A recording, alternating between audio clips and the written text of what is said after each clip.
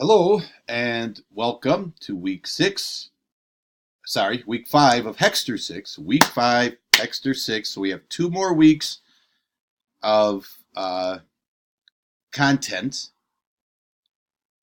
and 3 more weeks of school. So don't get too cocky and start thinking, oh, all right, I'll just relax and get this done. No, get this week's assignments done.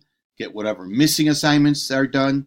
Then you'll be in really good shape to finish up the year, getting your strong credits in this class. And that's why we're all here on this Schoology journey to learn some science and get some credits to help you graduate high school. So we're going to start out with a discussion post, very important one. When you click on the link, make sure you get that done. It's worth 20 points first, but it's worth more than that. It's worth, it's really good content, and I really want you all to get that discussion post done. And you'll see why once you do the discussion post. So, first video after the post is on acids and bases. You might have seen these guys before, Brain Pop. They have a little, like a person and then a robot talking together. But it's really a good explanation of the difference of acids and bases. There's some video questions afterwards, so make sure you pay attention. Feel free to pause the video at any time and answer the questions, but do watch the whole video.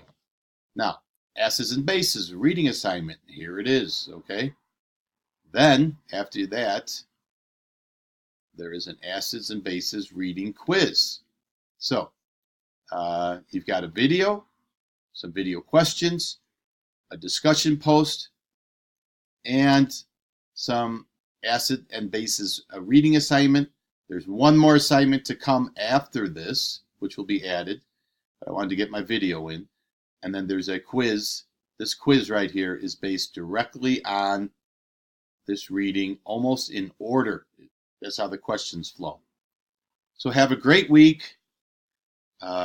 Stay safe, be careful, and looking forward to getting this week's activities done, as well as you guys getting all caught up on any missing assignments you have. See you soon.